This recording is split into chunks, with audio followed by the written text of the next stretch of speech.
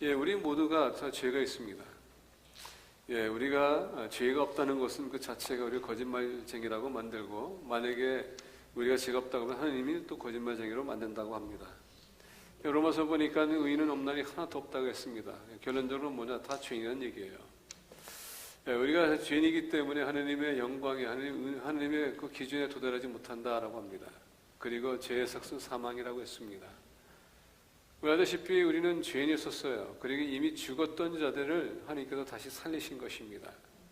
오늘 많은 분들이 기도할 때에 죽을 수밖에 없던 자를 하는데, 여러분, 죽을 수밖에 없던 자가 아니라 죽었던 자를 다시 살리신 거예요. 이걸 기억하셔야 됩니다.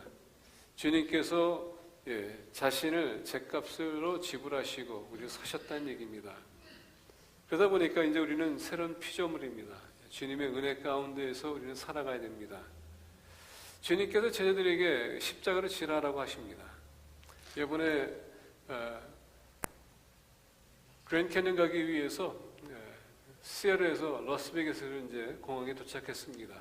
거기서 이제 호텔에 들어갔는데, 저는 여태까지 호텔 다니면서 담배 냄새를 여태까지 맡아본 그런 호텔은 못 봤어요. 미국에서는. 근데 러스베이거스 갔더니 그냥 방이든 담배 냄새가 사방에 그냥 정신이 없더라고요. 정말 가면 안 될 도시예요. 건강한 사람들이 가서 거기 갔다 오면 아마 다 병들고 올 것 같아. 그럴 정도입니다. 여러분들 그 호텔 안에 그 라비에 가니까는요, 그 스라비신 다 있어요. 그냥 거기 앉아서 술 마시면서 담배 피는 거 보니까 정말 보기 추하더라고요. 근데 참 신기한 것은 뭐냐면, 거기에 자기 자녀들 데려왔다는 게 참 너무나도 신기했어요. 그 자녀들이 그거 보고 뭘 배우겠어요? 부모님들이 앉아가지고 술 마시면서 담배 피면서 이거 잡아당기는데 애들이 와가지고 뭘 보겠어요? 그냥 담배 연기 그냥 가득 차고.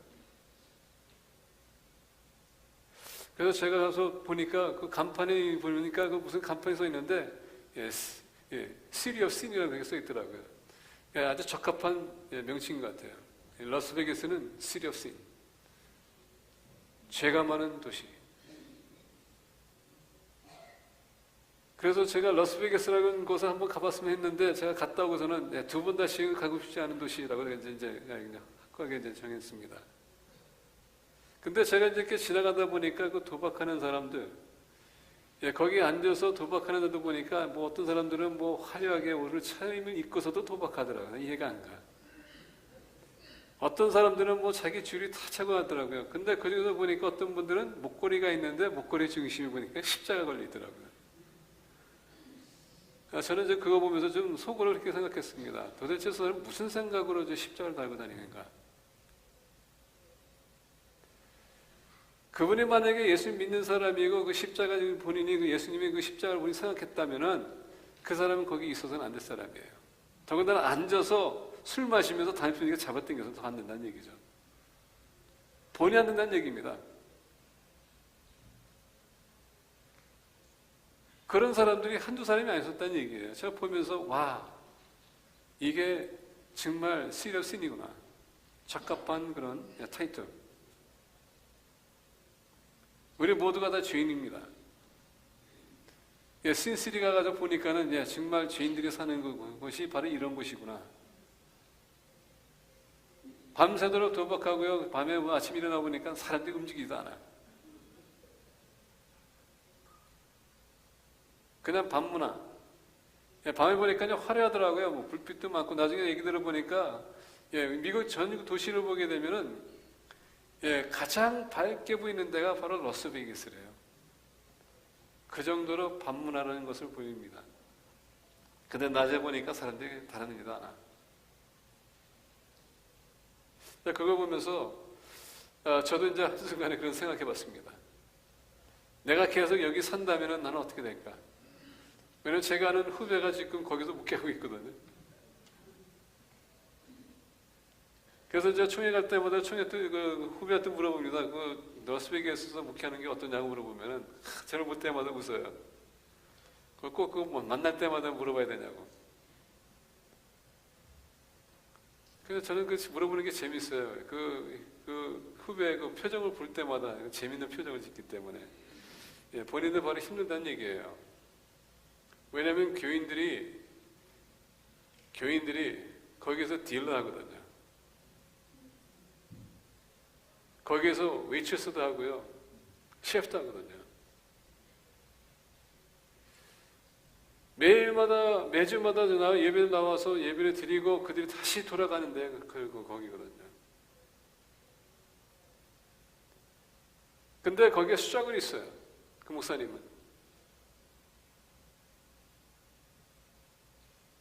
매일마다 메시지를 선포하는데 수작은 뭐냐면은 그거를 말씀을 봤었을 때 죄라는 것을 알고 있음에도 불구하고 그것을 계속 매일마다 설교하게 되면 어떻게 될까? 그럼에도 불구하고 그렇게 설교를 해야 된다고 합니다. 근데 반면에 딜러하는 사람들은요, 본인들의 직업이라고 생각한다고 합니다. 더도 아니고 덜도 아니고. 그럼 본인에게 맡겨야 되겠죠. 그 마음의 중심. 중요한 건 뭐냐면 우리 다 죄인입니다. 근데 그 죄를 어떻게 다루냐가 참 중요한 건데, 그 죄 안에 우리가 살 것인가, 아니면 그것을 죄를 우리가 주님에게 넘겨서 우리가 제 삶을 우리가 살 것인가. 그리고 우리가 그 죄에서 벗어날 것인가. 참 중요하거든요. 오늘 메시지를 보게 되면 예수님께서는 인류를 구원하기 위해서, 죄인들을 구원하기 위해서 오셨습니다. 특별히 주님께서 유대인들을 위해서 오셨음에도 불구하고 유대인들은 주님을 거절했습니다. 주님을 원치 않았어요. 벌써 이미 그 선입견으로 나사렛에서 선한 것이 나올 수 있겠느냐라는 그 메시지가 벌써 우리가 머리에 들어오는 건 뭐냐? 선한 것이 나올 수 없기 때문에 거기서 메시아라는 그 자체가 나올 수도 없다. 더군다나 하느님의 아들이 거기서 나온다는 건 그건 말도 안 된다. 나오려면은 예루살렘에서 나와야지. 그 거룩한 성 예루살렘, 하나님께서 택하신 성, 예배가 있는 곳, 말씀이 있는 예루살렘, 거기에서 이제 어떻게 나사렛에서 올 수 있느냐. 이런 선입견으로 인해서 예수님이 여러분 메시아로 사역을 시작했을 때부터 이미 사람들은 그분을 거절했습니다. 근데 말씀을 선포할 때마다 능력이 나타났어요. 기적이 나타났습니다. 사람들이 따랐습니다. 수많은 사람이 따랐어요. 그러다 보니까 이 종교지도자들이 인기가 어떻게 됐습니까? 이제 하락하면서 내려가기 시작했어요. 그러다 보니까 선입견에다가 더 나가서 본인들의 인기와 그 권위와 이 모든 것을 뺏기기 시작했습니다. 그러다 보니까 더욱더 주님이 미웠던 거예요. 그래서 그 교육한 건 뭡니까? 저 사람 우리가 없애면은 우리가 그만큼 더 옛날에 있었던 그 명예 다시 찾을 텐데. 그래서 어떻게 합니까? 예수님을 고발하기 위해서, 그를 죽이기 위해서 그들은 계획합니다. 무엇을 얘기합니까? 인간의 가장 타락한 모습을 얘기하는 겁니다. 이 정욕과 욕망, 이런 것들이 사람을 더욱더 악하게 만든다는 얘기예요. 내가 뭔가를 얻고자 할 때, 내가 얻고자 할 때 얻을 수 없으면, 그래서 그것을 계속 추구해 나가면서 어떻게 합니까? 얻을 때까지 우리 모습이 비참해진다는 모습을 보여주는 거예요. 그래서 종교 지도자들이 어떻게 합니까? 거짓말을 그들이 도모합니다. 거짓 증인들을 세워요. 그리고 어떻게 합니까? 본드 비너를 협박합니다. 위협합니다. 그들의 죄에 같이 공범이 되달라고 협박합니다. 본드 비너도 보세요. 얼마나 당황합니까? 예수를 봤었을 때 죄가 없는 것을 알고 있었습니다 하면서 이 사람 봤었을 때 죄가 없는 것을 아는데 어떻게 본인은 얘기합니다. 변호하려고 하는데 안 들어요. 여러분, 사람들이란 참 재밌는 것은 뭔지 아십니까? 선입견이 생기면요, 그게 딱 필 꽂히면은 다른 얘기가 안 들리기 시작한다는 얘기예요. 아무리 좋은 얘기라도 그게 안 들리기 시작해요. 내가 하고자 하는 이미 계획한 것, 그것을 성취하기까지는 다른 얘기가 들리지 않습니다. 근데 빌라도도 마찬가지로 예수님이 여기 물어봅니다. 당신이 유대인의 왕이냐? 예수님께서 얘기했음에도 불구하고 듣지 않습니다. 항상 우리 주관적으로 우리 관점에서 모든 것을 보고 이해하려고 할 때가 많아요. 주님은 죄가 없었습니다. 잘못한 것도 없어요. 주님이 했던 건 뭡니까? 죄인들을 치유하고 죄인들을 용서하고 잃어버렸던 주님께서 다시 하나님 아버지께로 인도하는 그 역할은 일은 없었습니다. 그럼에도 불구하고 사람들은 미워했어요. 누가복음 23장 보게 되면 벌써 이미 재판이 끝났고 예수님 어떻게 합니까? 이제 채찍질하고 십자가 지게 하고 이제 골고다로 가는 길이었습니다. 갈보리 산. 그러면서 오늘 32절 보니까 이겁니다. 또 다른 두 행악자도 사형을 받게 되어 예수와 함께 끌려가니라. 33절 보니까 해골이라 하는 곳에 이르러 거기서 예수를 십자가에 못 박고 두 행악자도 그렇게 하니 하나는 우편에 하나는 좌편에 있더라. 해골이라 하는 곳에 캘버리 또는 해골이라 하는 그곳, 거기서 예수를 십자가에 못 박고 이 십자가에 대해서 얘기할 때에 로마가 원래 이 사형 선고 십자가를 시작한 것이 아닙니다. 원래 헬라인들이 시작한 것입니다. 이 십자가의 사건에 여러분 사형은 누가 되느냐? 흉악자들, 정부에게 반란 일으킨 자들, 이런 사람들이 당연히 사형 선고 받을 때 십자가를 썼습니다. 여러분 패션 오브 크라이스트 보셨죠? 패션 오브 크라이스트를 보게 되면 예수님께서 채찍을 맞을 때에 얼마나 그 잔인하게 몸이 그냥 갈기갈기 찢어지면서 피가 튀면서 멜 깁슨이 얘기하는데요. 그것은 그때 당시에 로마들이 사용했던 그 모든 방법과 그 도구를 그가 상상하면서 연구하면서 우리에게 실화를 보여주는 거라고. 실화.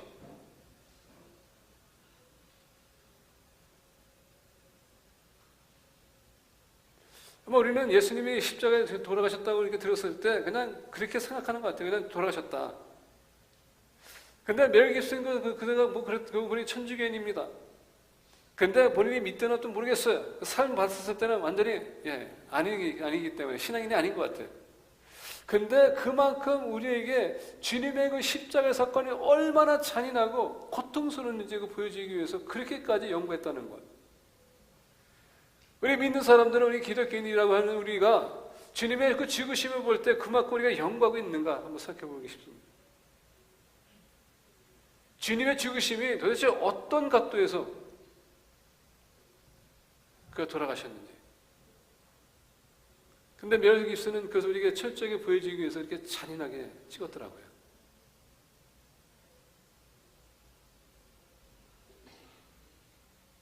그 채찍이 칠 때마다 살점이 떨어져 나갈 때마다 얼마나 주님께서 고통스러웠을까요? 근데 이 사건이 지금 말씀 보니까 예수님뿐만 아니라 모든 죄수들은, 모든 행악자들은 똑같은 그런 채찍을 받았어요. 예수님뿐만 아니라 이 죄인들도 마찬가지로 그렇게 받았다는 얘기입니다. 왜 그런지 아십니까?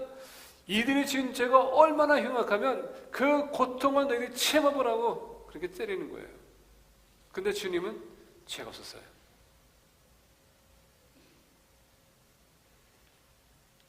여러분 손 빈 데다가 혹시 다른 물질이 들어가게 되면 어떤 느낌 들어갈까요?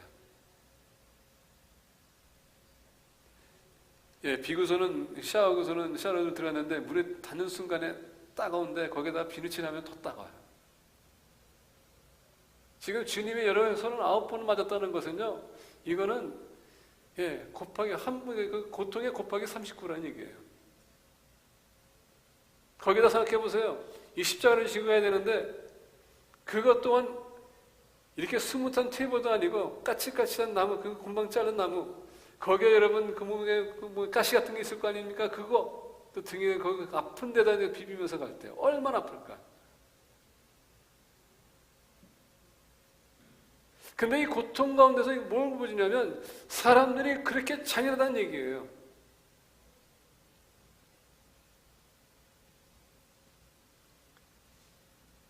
예수님은 죄수가 아니었음에도 잘못이 없었음에도 불구하고 십자가를 감당했습니다. 얼마나 고통을 당하셨을까? 찬양 중에서 얼마나 아프실까 우리가 찬양하는데 여러분, 우리 것은 그냥 찬양할 때 그냥 찬양하지 정말 주님의 고통을 우리가 겪어보지도 못하면서 찬양할 때가 많아요. 근데 여러분, 그게 바로 죄예요. 이상하게도 아까 말씀드린 것처럼 우리가 뭐를 얻고자 욕망, 이 죄는요 계속 뭔가 이렇게 더 크게 뭔가 이렇게 전진해 나가고 발전해 나갑니다. 그래서 우리는 사람을 막 어떻게 합니까? 학대해요.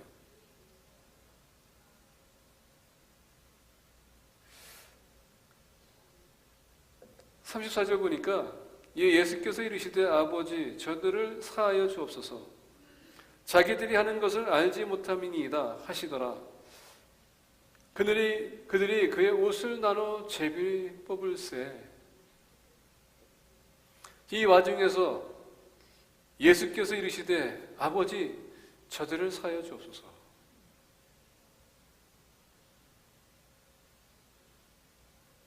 저들을 사하여 주옵소서.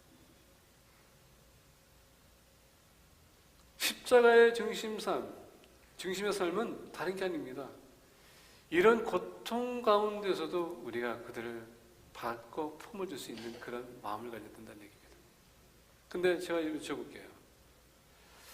누군가 여러분들 욕하게 되면 여러분들 반응이 어떻습니까? 예, 2배로 욕할 거예요.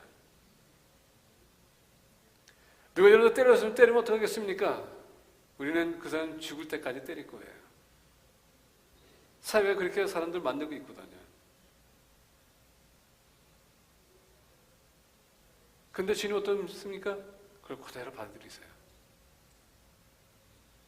나한테 욕하다가 내가 가서 욕하는 것도 아니고 나 때려서 때리는 게 아니라 그것을 어떻게 합니까? 받아들입니다. 오늘 본 말씀 보니까 왜 주님께서 받아줄까요? 그 말씀이 바로 오늘 34절이에요. 이에 예수께서 이르시되 아버지 저들을 사하여 주옵소서 자기들이 하는 것을 알지 못합니다. 알지 못하기 때문에. 알면 하겠습니까? 모르니까 하는 거 아닙니까?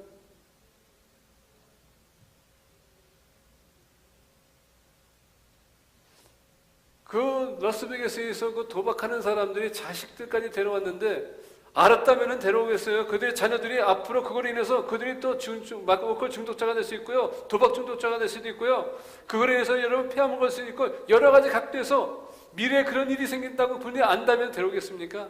모르니까 데려오는 거예요. 이게 이슈예요. 너무 자기중심의 삶, 내 중심의 삶. 주님께 뭐랬습니까? 너의 자신을 부인하고 내 십자가를 지라. 십자가는요 우리 자신을 부인하는 것입니다. 오늘 말씀 보니까 바로 그거예요.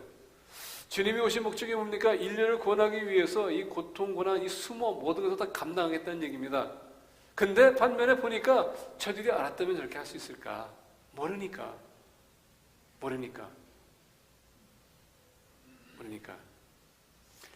이에 예수께서 이르시되 아버지 저들을 사하여 주옵소서 자기들이 하는 것을 알지 못함이니이다 하시더라.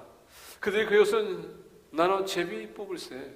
여러분 제비 뽑는다는 걸 보게 되면 왜 제비를 뽑았을까요? 예, 왕들에게 있는 옷을 입히는 것은요 가치 있는 옷인데 더 나아가서 그때 당시에 옷을 찢는 것은요 마치 2차 세계전쟁 때 전쟁을 치는 여러분 그 공중에서 타는 비행기들 전쟁 있죠? 에어파이트 있죠? 거기서 만약에 적을 비행기를 떨어뜨리게 되면 어떻게 합니까? 다시 돌아오게 되면 그 사람 비행기에다가 비행기 하나 그냥 하나 뭡니까? 사인 하나 갖다 붙여놔요. 스티커 하나 붙여줍니다. 왜? 저 사람이 비행기 하나 떨어뜨렸다는. 예, 다시 얘기한다면 명예란 얘기예요. 내가 얼마나 많은 사람을 죽였는지, 내가 누굴 죽였는지 그들의 뭡니까? 기념품이란 얘기입니다. 자랑할 거란 얘기예요.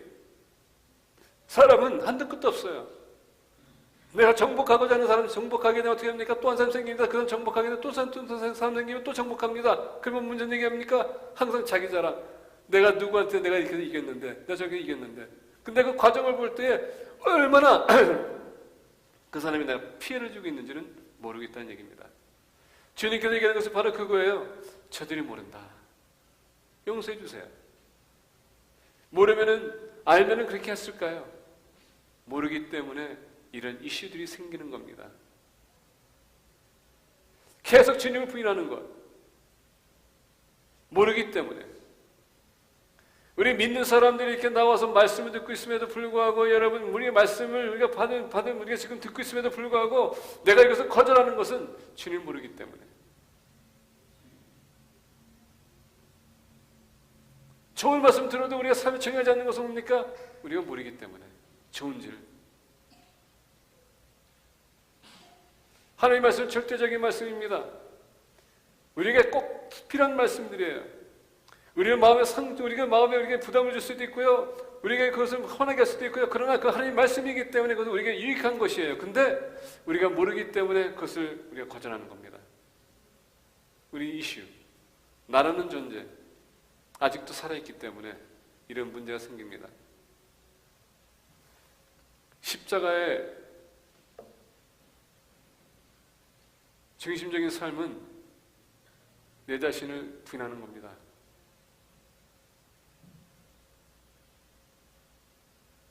내 자신을 부인하게 되면 주님처럼 습관지 역할이 되고요. 어떤 상황도 내가 받아들일 수 있고요. 하나님, 저 사람 모르니까 저러는 거예요. 용서해 주세요. 이런 말씀을 똑같이 한 사람이 우리에게 등장하는데 바로 스테븐 집사. 성령 충만해서 하나님, 저희들 용서해 주세요. 저희들이 하나님을 저희들이 모릅니다. 이게 여러분 십자가 중심의 삶이에요. 나를 포기할 줄 아는. 계속 보기 원합니다. 백성은 서서 구경하는데 관리들은 비웃어 이르되 저가 남을 구원하였으니 만일 하나님이 택하신 자 그리스도이면 자신도 구원할지어다 하고 군인들도 희롱하면서 나와 신포도주를 주며 이르되 내가 만일 유대인의 왕이면 내가 너를 구원하라 하더라. 그의 위에 이는 유대인의 왕이라 쓴 패가 있더라. 자, 지금 보니까 어떡합니까? 지금 계속적으로 종교 지도자들 뿐만 아니라 지도자들도 다 나와가지고 어떻습니까? 조롱합니다. 비웃고 있습니다. 너가 정말 메시아냐? 주님께서 수시로 그 메시아에 대한 그 사역과 그 기적을 보였음에도 불구하고 사람들 받아들이지 않습니다. 아까 얘기했죠. 우리는 선입견 때문에, 우리는 학권 무슨 우리의 머리에 뭐가 있는 거 이것 때문에, 내가 아는 것 때문에 때로는 하나님 말씀을 우리가 들어도 내 기준에 안 맞으면 우리가 거절하는 것. 계속적으로 당신이 메시아냐 구하라. 근데 여러분, 이 모든 와중에서 본인들은 주님을 지금 십자가에 박았다고 생각하는데, 여러분, 누가 지금 자기 자신을 십자가에 맡긴 겁니까? 주님이세요. 주님이세요. 많은 사람들은 본인들이 이기고 있다고 하는데 내가 져줄 수 있어요. 화목하기 위해서, 문제를 해결하기 위해서 내가 져줄 수 있습니다. 근데 모르는 사람은 본인들이 이기고 있다고 하니까 착각할 때가 많다는 얘기예요. 근데 지금 이 모든 환경과 이 모든 사건은 누가 주관하고 있습니까? 바로 주님이세요. 허락하는 겁니다.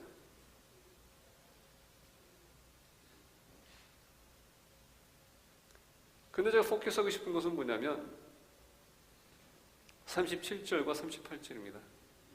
이르되 내가 만일 유대인의 왕이면 내가 너를 구원하리라 하더라. 그에 위해 이는 유대인의 왕이라 쓴 패가 있더라. 우리가 다른 복음서에 보게 되면 유대인들이 이 패를 제외해달라고 합니다. 근데 빌라도가 어떻게 했습니까? 너희들이 그것을 요구하지 않느냐. 여러분이 보는 말씀 보게 되면 이것이 무슨 의미냐면 지금 유대인의 왕이라고 썼습니다. 근데 이 지금 로마인들은 지금 이게 유대인들의 왕이라고 봅니다. 그러면 지금 유대인은 왕으로서 어떻게 됩니까? 상징적인 면에서는 지금 수모를 당하고 있는 거거든요. 최악의 그런 모습을 보이고 있는 거거든요. 그건 뭐냐? 너희들의 왕은 이런 사람이다, 이 얘기예요. 지금 조롱거리가 되고 있다는 얘기예요. 일부러 빌라도가 유대인들에게 가르쳐줍니다. 너희들의 종교와 너희들의 왕, 가치 없고 보잘것없는 사람들이라는 것을 보여주는 거예요.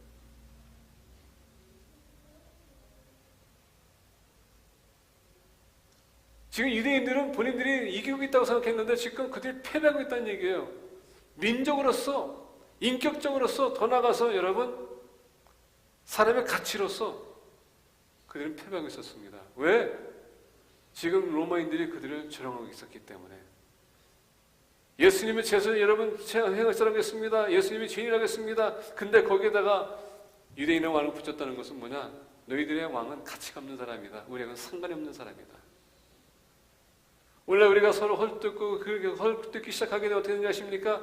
하나님이 욕먹는다는 얘기예요. 십자가의 중심에 삼은 무엇인가? 예, 하나님의 거룩성을 우리가 지키는 것입니다.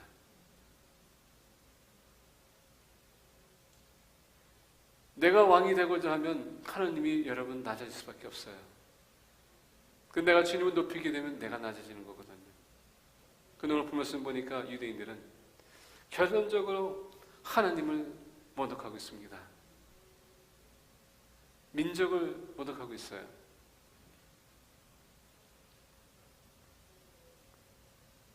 39절 보니까 얘기합니다. 달린 행악자 중 하나는 비방하여 이르되 내가 그리스도가 아니냐 너와 우리를 권하라 하되 하나는 그 사람을 꾸짖어 이르되 내가 동일한 정죄를 받고서도 하나님을 두려워하지 아니하느냐. 예, 두 죄인이 있습니다. 자, 여러분 생각해 보세요. 예수님께서 이제 십자가에 못 박히셨습니다. 좌우에 지금 죄수들이 있어요. 행악자들만 사형 선고를 받는다고 그랬지 않습니까? 왜 주님께서 중간에 있었을까요? 그것은 죄인들을 대표하기 위해서 주님께서 오셨는데 이들은 당연히 죽을 만한 합당한 여러분 그들은 판정을 받은 거예요. 근데 오늘 본 말씀 보니까 41절에 우리는 우리가 행한 일을 상당한 보응을 받는 것이니 이에 당연한 거니와. 자, 이 사람은 뭡니까? 그의 죄를 인정하고 있습니다. 근데 반면에 다른 사람은 인정하지 않고 있었어요. 이 문제점. 근데 어떻게 이 사람이 한 사람이 지금 예수님을 바라보면서 당연히 우리는 보응받고 있지만은 이 사람은 아니다. 그렇게 그가 본인을 평가했을까요? 쭉 올라가게 되면 주님께서 하신 말씀이 있습니다. 이제 거기에 훅 해석이 원해요. 이에 예수께서 이르시되 아버지 저들을 사하여 주옵소서 자기들이 하는 것을 알지 못하나이다 하시더라. 그들이 그의 옷을 나눠 제비 뽑을세. 만약에 죄인이라면은 죄수라면은 여러분 죽는 그 순간에 이 종교단체에 있어서 특히 유대인들은 종교의식이 강한 사람들인데 그럼에도 불구하고 하나님 두려워하는 사람들이거든요. 그래서 오늘 말씀 보니까 40절에 하나는 그 사람을 꾸짖어 이르되 내가 동일한 정죄를 받고서도 하나님 두려워하지 아니하느냐. 종교인들은 본인들의 죄를 범했던 죄를 항상 하나님 두려운 마음이 있었다는 얘기예요. 유대인들은 하나님 두려운 마음이 있었다는 얘기예요. 근데 예수님께서 바로 위에 보니까 얘기합니다. 아버지 저들을 사하여 주옵소서. 이 말을 듣는 순간에 지금 이 두 번째 이 죄인이 이 사람은 좀 뭔가 좀 틀리다. 뭐가 좀 틀리다. 근데 여러분 이 상황에서 지금 과학적인 차원에서 봤었을 때에 이미 여러분 찍기 때를 찍히고 피 흘릴 때를 흘렸습니다. 이제 십자가에 못 박혔습니다. 거기서 지금 힘이나 다 빠졌습니다. 근데 여기서 아버지 저희를 용서해 주세요라는 그 말할 때에 그게 나오는 그 말이 그때 당시만 의학적인 차원에서 봤었을 때 말할 수 없는 그런 상황이래요. 근데 주님이 어떻게 그런 말이 나올 수 있을까? 근데 이 말이 그냥 위스프라는 것이 아니라 옆에 있는 제수들이 들을 수 있도록 했다는 얘기예요. 더 나아가 우리가 본 말씀 보니까 이 지도자들이 바로 앞에 있었는데 그들 또한 그것을 들을 수 있도록 예수님께서 외쳤다는 얘기입니다. 어디서 그 능력이 나타났어?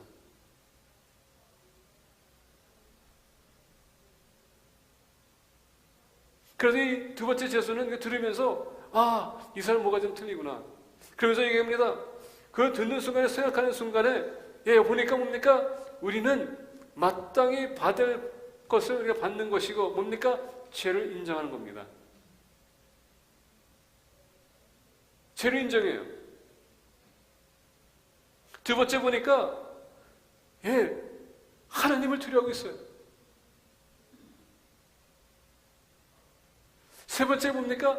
도덕적인 면에서 본인이 뭔가가 지금 변하고 있었다는 얘기입니다. 우리가 행할 일에 상당한 봉을 받는 것이니 이에 당연하거니와 이 사람이 행한 것은 옳지 않은 것이 없느니라. 주님의 거룩성을 보는 겁니다. 그러면서 여러분 보니까 42절에 이르되 예수여 당신은 나라에 임하실 때에 나를 기억하소서 하니, 도대체 주님을 보기에 무엇을 받기에, 오늘 말씀 보니까 예수여 당신은 나라에 임하실 때에, When you enter into your kingdom, remember me. 그때서 이 채수는 알았습니다. 아, 주님이 우리를 구원하기 위해서 오신 메시아였구나. 정말 하나님의 아들이었구나. 우리의 재산을 위해서 오셨구나. 그때 깨우침 받은 거예요. 그래서 얘기합니다. 당신이 메시아인 거 내가 믿습니다. 저를 기억해 주세요. 43절 보니까 예수께서 이르시되 내가 진실로 내게 이르노니 오늘 내가 나와 함께 낙원에 있으리라 하시니라. 40절서부터 42절 보게 되면 여러분 주님이 누군지 알 때 우리는 그것을 받아들여야 된다는 얘기예요. 영접해야 된다는 얘기입니다. 근데 영접하는 데 있어서 그냥 예수님 구절 영접합니다가 아니라 나의 상황과 환경을 내가 인정해야 되고 내가 어떤 존재인지를 내가 알아야 되고 주님이 나를 구원하기 위해서 오셨다는 것을 내가 그것을 알아야 되고 그리고 그분이 나를 구원할 수 있다는 유일한 분이라는 것을 내가 마음에 새겨야 된다는 얘기예요. 그 진정성이 있을 때에, 그리고 여러분 그 진정성이 있을 때에 예수님이 나의 구주로 영접하면, 오늘 본 말씀 보니까 43절에 예수께서 이르시되 내가 진실로 내게 이르노니 오늘 내가 나와 함께 낙원에 있으리라 하시니라. 자, 여기서 낙원이라는 단어는요, 셉투어진을 보게 되면 창세기에 있는 에덴과 똑같은 단어를 씁니다. 낙원, paradise. 우리가 낙원을 돌아가게 되면 에덴 동산에 돌아가면 뭐 있습니까? 에덴 동산은요, 거기에는 하나님께서 창조한 아담과 하와, 그리고 생명과 번성하라, 인류와 같이 함께 교제하기 원했던, 영원히 관계를 맺고자 원했던 그 장소, 근데 죄로 인해서 쫓겨났던 그 장소, 다시 내가 거기서 너를 맞이하리라. 하느님은 자기 자신을 부인하고 주님을 영접하고 그런 사람들에게 구원을 허락하겠다는 얘기예요.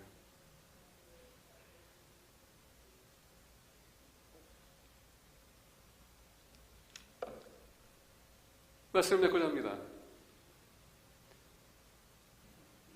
43절 보니까 예수께서 이르시되 내가 진실로 내게 이르노니 오늘 내가 너와 함께 낙원에 있으리라 하시니라. 성경에 여러 가지 예보가 있지만 오늘 예수님께서 죄인 한 사람, 예수님을 인정하고 본인의 죄인인 것을 인정하고 그분을 그자로 영접하는 순간에 오늘 본 말씀 보니까 주님께서 뭐라고 했어요? 오늘 오늘 내가 진실로 내게 이르노니 오늘 내가 나와 함께 낙원에 있으리라 하시니라. 이 죄수는요, 구원을 얻기 위해서 한 게 아무것도 없어요. 뭐였습니까? 예수님을 영접하는 것.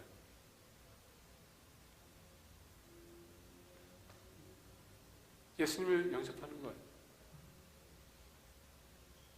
그래서 주님께서 오늘 내가 나와 함께 낙원에 있으리라. 오늘 많은 분들이 구원에 있어서 조건을 다르려고 할 때가 많아요.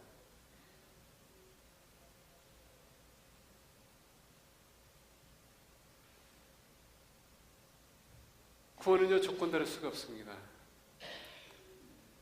하나님께서 우리에게 거저주는 선물이기 때문에 우리가 예수님을 영접하면 That's it. 근데 여러분, 우리가 또 구별할 게 있습니다. 구원과 믿음. 구원과 믿음. 믿음은 여러분 들음으로 말미암아 온다고 했습니다. 무엇을 드려야 됩니까? 하나님 말씀을 드려야 된다는 얘기예요. 야고보서 보니까 행함이 없는 믿음은 죽은 믿음이다. 믿음은 여러분 구원을 받은 사람들이 살아가는 방법을 우리에게 얘기해 주는 거예요. 내가 믿기 때문에 그렇게 살아가는 거예요. 바리새인들이 왜 율법주의자들이 된지 아십니까? 이스라엘 백성들이 하는 말씀을 거역하고 하나님의 등을 돌리고 심판받고 포로 끌려고 다시 돌아오고, 그리고 하나님께서는 말라기를 통해서 마지막 선포하고 말씀이 없다 보니까 어느 누구도 선지자 나타나지 않고 말씀 드려야 되는데 듣지도 못하고 핍박받고 있었고, 할례 문화가 들어와서 그들을 핍박하고 압박하고, 그러다 보니까 누군가가 다시 한번 주님께서 찾기 위해서 우리가 지켜야 된다는 것이 우리가 말씀을 지키기 시작했다는 것이 바로 바리새인들이에요. 그러면서 구원을 받기 위해서 이렇게 해야 된다, 저렇게 해야 된다, 이렇게 해야 된다, 저렇게 해야 된다 하고서는 한 것이 뭡니까? 그게 바로 율법이 됐다는 얘기예요. 절대 우리가 행위를 가지고 구원을 얻을 수는 없다는 얘기입니다. 구원은 은혜로서 오는 것입니다. 우리가 주님을 믿을 때에 조건을 달게 되면 그게 바로 율법이요, 그건 여러분 위험한 것입니다. 오늘 본 말씀 보게 되면 예수께서 이르시되 내가 진실로 내게 이르노니 오늘 내가 나와 함께 낙원에 있으리라 하시니라. 이 책에서는 한 게 아무것도 없습니다. 근데 42절에 이르되 예수여 당신의 나라에 임하실 때에 나를 기억하소서.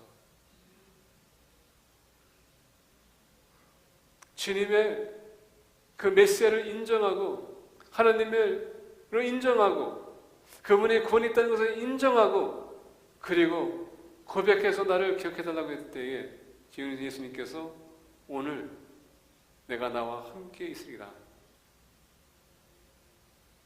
그렇다고 해서 여러분 공식적인 구원 조심하세요. 오늘 많은 분들이 구원이 있습니까? 했을 때에 우리가 고백합니다. 공식이 있기 때문에 마음으로 믿고 입으로 신하면 구원이 있다. 그래서 야고보가 얘기한 겁니다. 행함이 없는 믿음은 죽은 믿음이다. 너가 믿느냐? 그러면 예수님께서 말씀하신 대로 너희가 살아라. 근데 여러분 산다고가 아니라 믿기 때문에 우리가 구원이 있는 것입니다. 믿음에서 우리가 발생하는 게 믿음의 공동체 증거예요. 내가 믿기 때문에 이렇게 살고 있습니다. 십자가의 중심적인 삶은 나를 부인하는 것입니다. 두 번째, 주님을 매일마다 나의 삶에 영접하면서 적응하면서 나가는 것입니다. 세 번째, 십자가의 중심적인 삶은요, 흔들리는 게 아니에요. 내가 예수님 믿었기 때문에 이제 여기서 내가 출발하는 겁니다. 앞으로 말씀대로 내가 살아가겠습니다. 오늘 본 말씀 보니까 이렇게 얘기하네요. 오늘 내가 나와 함께 낙원에 있으리라. 행동으로 행위로 여러분들 구원을 얻기 위해서 노력했다면 여러분 생각을 좀 바꾸세요. 예수님을 믿고 내가 구원받는 것이고 믿기 때문에 내가 이제 믿음적인 삶을 살기 위해서 헌신하는 것입니다. 감사해서. 기도하겠습니다.